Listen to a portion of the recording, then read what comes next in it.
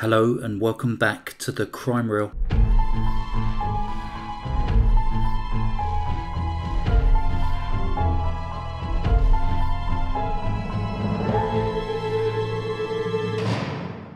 I have a fascinating historical story for you today that took place back in 1933. This story was brought to my attention by Delphines, an associate professor at the University of Paris. This story is partly based upon an article that she had published in the book Sisters Born, Sisters Found, a diversity of voices on sisterhood. In this book, 76 writers provide a diverse and compelling collection of short stories, essays, poems and memoirs looking at sisterhood from every angle, including murder. I will include a link to this book in the comments section below. So I will start today's story with Delphine's words. A bloody eye on the stairs. Those words were my first encounter with the Papin Sisters, and I was about 9 years old. Somehow, one of my classmates had found out about these two sordid murderesses from a faraway past and had told me. For me, especially as a child, it was too gruesome for words, and I must admit I had long suspected my friend of having told me a tall tale. Alas, she had not. The only mistake she had made in relating the true life tale was that the eye had not been wrenched out with a spoon, as she had told me, but with bare hands. The hands of two sisters who had probably gone mad. The day was February the 2nd, 1933. Mr. René Lancelot, a solicitor and insurance broker, returned to his home at number 6 Rue Bruère in Le Mans, France, and found that the door was locked and bolted from the inside. He had plans that evening with his wife, Léonie, and their 20-year-old daughter, Geneviève, to go to dinner at his brother-in-law's house at number 3 Rue de Chanoine. René checked with his brother-in-law, but the two women had not arrived. Concerned and unable to get into his own home, René called the police. The commissaire arrived with 2 police officers and a clerk. In a strange twist, the 2 police officers' names were Ragot, which translates to gossip, and Vérité, which means truth. Truth is what everyone would be looking for, and gossip is what they would find. The scene that greeted the police after they broke in through the back door was unimaginable. First, an eye on the stairs, then the corpses of the lady of the house and her daughter, both killed and slashed. Both women had had their eyes wrenched out while they were still alive, been knocked unconscious, had their thighs and legs lacerated, and eventually had bled to death.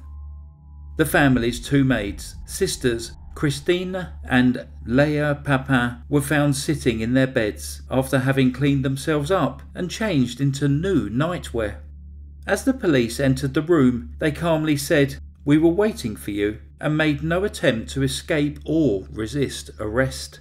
Both sisters insisted that they had to defend themselves against their mistresses. Christine was 28 years old and Léa was 22. The 2 women's lives had been far from happy. They had an older sister, Emilia, who had been sexually abused by their father. When their mother found out about this, she separated from her husband, and soon after, Emilia would leave the family home to become a nun. Christine and Léa remained living with their mother, who seemed to lack any motherly instincts and failed to provide them with the care that they so desperately needed. Once the daughters were old enough, their mother would place them in various houses to work as maids. She would then take most of their earnings from them. Christine and Léa formed an extremely close bond, always looking out for each other. In 1926, when Christine was 21, she was hired as a cook in the Lancelot household. Within a couple of months, she had recommended Léa for a position as a maid, and for the first time, the pair worked together in the same house. Both Christine and Léa were well paid for rural France at that time, with René Lancelot going as far as providing these with insurance should they have any accident, another rarity of the time. The two women decided that they would no longer give their mother their earnings, and, as such, any contact with their family was completely severed. In 1931, after 5 years working for the Lancelot family, the sisters went to see the mayor of the city, apparently in a state of stress and confusion, accusing the Lancelots of ill treatment. However, the mayor sided with the Lancelot family, advising them to dismiss the two sisters. The family did not take this advice, mainly due to the fact that the sisters were such good workers.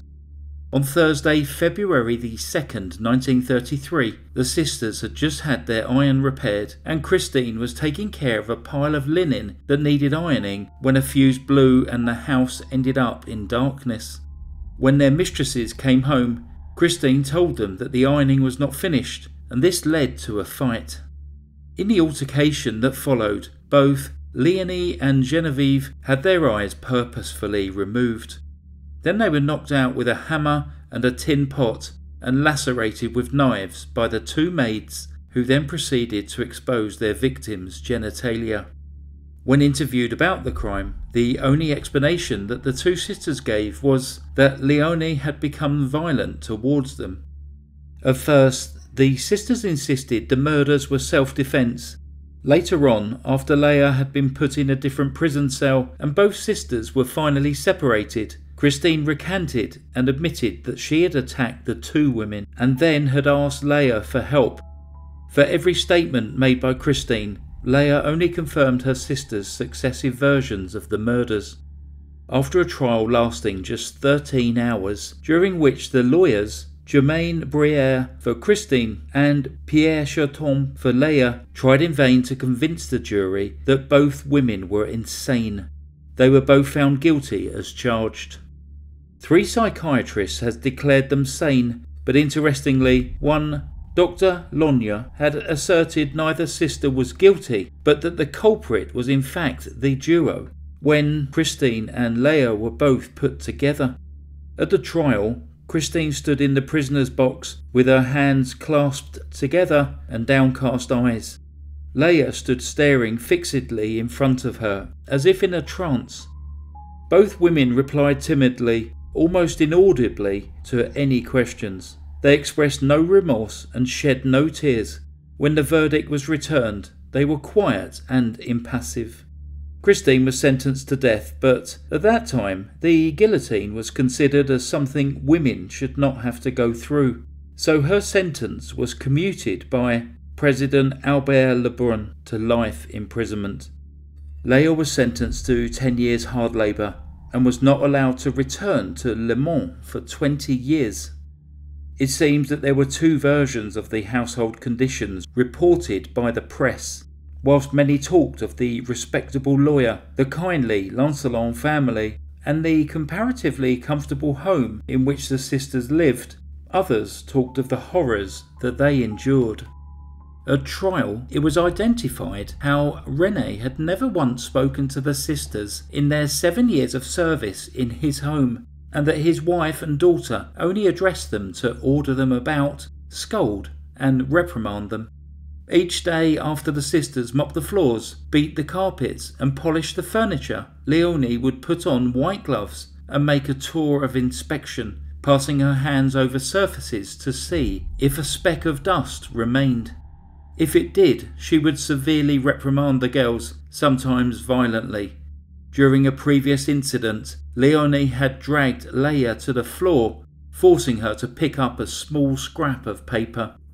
Whilst there could never be any justification for their crimes, it may possibly provide us with some insight into their reasons behind it, something that neither woman ever spoke of.